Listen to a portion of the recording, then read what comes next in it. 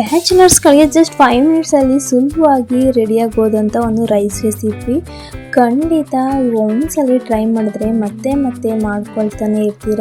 ನನಗೆ ಕುಕ್ಕಿಂಗ್ ಬರಲ್ಲ, ಹೊರಗಡೆ ತಿನ್ನೋಕ್ಕೂ ಇಷ್ಟ ಆಗಲ್ಲ, ಈಸಿಯಾಗಿ ಏನಾರ ಮಾಡ್ಕೋಬೇಕು ಅನ್ನೋರು ಈ ರೀತಿಯಾದ ಒಂದು ರೈಸ್ ರೆಸಿಪಿನ ಟ್ರೈ ಮಾಡಿ. ಟೇಸ್ಟ್ ಕೂಡ ಅಷ್ಟೇ ಚೆನ್ನಾಗಿರುತ್ತೆ. ಜಸ್ಟ್ ಒಂದು 4ರಿಂದ 5 ಇಂಗ್ರೀಡಿಯೆಂಟ್ಸ್ ಇದ್ದರೆ ಸಾಕು. ಟೇಸ್ಟಿಯಾದಂಥ ಒಂದು ರೈಸ್ ರೆಸಿಪಿನ ಈಸಿಯಾಗಿ ಮನೇಲೇ ಮಾಡ್ಕೋಬೋದು. ಒಂದ್ಸಲ ಮಾಡಿಕೊಂಡ್ರೆ ಮತ್ತೆ ಮತ್ತೆ ಮಾಡ್ತಾನೆ ಇರ್ತೀರ. ಇದಂತೂ ಅಡಿಕ್ಷನ್ ಆಗಿಬಿಡುತ್ತೆ. ಯಾವ್ದಾದ್ರು ಈಸಿಯಾಗಿ ಮಾಡ್ಕೋಬೇಕು, ಟೈಮ್ ಇಲ್ಲ, ಕೆಲ್ಸಕ್ಕೆ ಹೋಗಬೇಕು, ಟೈಮ್ ಇಲ್ಲ ಅನ್ನೋವಾಗ ಈ ರೀತಿ ಈಸಿಯಾದ ರೈಸ್ನ ಪ್ರಿಪೇರ್ ಮಾಡಿಕೊಂಡು ಲಂಚ್ ಬಾಕ್ಸ್ ಕೂಡ ತಗೊಂಡು ಹೋಗ್ಬೋದು. ಇದನ್ನು ಮಾಡೋಕ್ಕೆ ಒಂದು ಮೀಡಿಯಮ್ ಸೈಜು ಒಂದು ಈರುಳ್ಳಿನ ತೊಗೊಂಡಿದ್ದೀನಿ.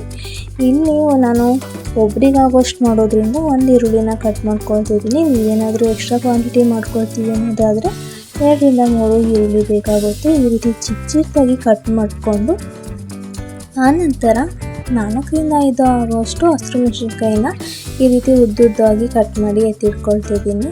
ಇಲ್ಲಿ ಖಾರ ಕಮ್ಮಿ ತಿನ್ನೋದ್ರಿಂದ ನಾನು ಒಂದು 4 ತೊಗೊಂಡಿದ್ದೀನಿ. ನೀವೇನಾದ್ರು ಎಕ್ಸ್ಟ್ರಾ ಖಾರ ತಿನ್ನೋದಾದರೆ ಇನ್ನೊಂದು ಎಕ್ಸ್ಟ್ರಾ ಆ್ಯಡ್ ಮಾಡ್ಕೋಬೋದು.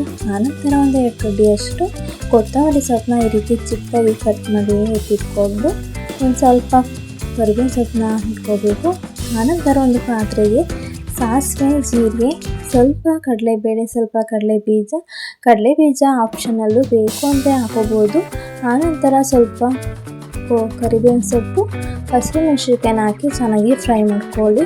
ಹಸಿರು ಮೆಣಸಿನ್ಕಾಯಿ ಚೆನ್ನಾಗಿ ಫ್ರೈ ಆದಮೇಲೆ ಅದಕ್ಕೆ ನಾವು ಕಟ್ ಮಾಡಿ ಇಟ್ಕೊಂಡಂಥ ಈರುಳ್ಳಿನ ಸೇರಿಸ್ಕೋಬೇಕು.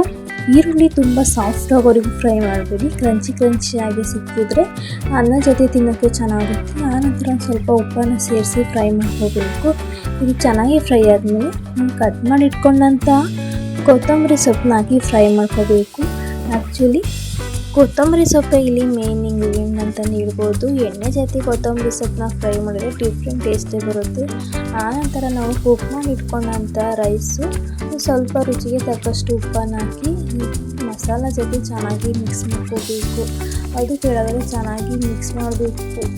ಅನ್ನ ಜೊತೆ ಎಣ್ಣೆಯನ್ನು ಚೆನ್ನಾಗಿ ಹೊಂದ್ಕೊಳ್ಳೋ ರೀತಿ ಚೆನ್ನಾಗಿ ಫ್ರೈ ಮಾಡ್ತಾನೆ ಇರಬೇಕು. ನಾವು ಎಷ್ಟು ಫ್ರೈ ಮಾಡ್ತೀವೋ ಅಷ್ಟು ಟೇಸ್ಟು ಚೆನ್ನಾಗಿ ಬರುತ್ತೆ ಅಂತಲೇ ಹೇಳ್ಬೋದು.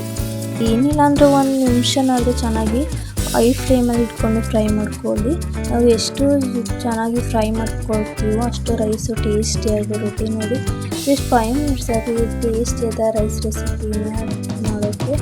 ಕಲರ್ ಕೂಡ ಅಷ್ಟೇ ಚೆನ್ನಾಗಿದೆ. ನೋಡಿದ್ರೆ ಈ ರೈಸು ಇದನ್ನು ಜೀರಾ ರೈಸ್ ಥರ ಕಾಣಿಸುತ್ತೆ, ಬಟ್ ಟೇಸ್ಟಿಯಾಗಿರುತ್ತೆ. ಒಂದ್ಸಲ ಟ್ರೈ